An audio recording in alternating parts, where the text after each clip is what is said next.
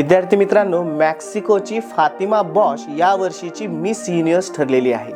थायलंडमध्ये झालेली miss universe स्पर्धा मिस मेक्सिको फातिमा बॉश हिनं विजेते पदाचं मुकुट पटकावलं। मानसिक दिव्यांग असलेल्या फातिमा हिनं यावरती मात करत स्थलांतरितांसाठी तसंच असुरक्षित समुदायांसाठी स्वयंसेवक म्हणून काम केलेलं। या स्पर्धेत मिस व्हेनेझुएलाचा दुसरा क्रमांक, मिस फिलिपिन्स यांचा तिसरा क्रमांक।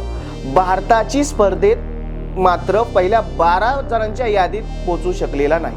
2021 मध्ये ज्या स्पर्धेमध्ये भारताने विजेतेपद पटकावलं होतं। आतापर्यंतच्या मिस युनिव्हर्स भारतामधील 1994 सुष्मिता सेन, 2000 लारा दत्ता आणि 2021 हरनाज कौर संधू। मिस वर्ल्ड स्पर्धा भारताने एकूण 6 वेळा जिंकलेली आहे।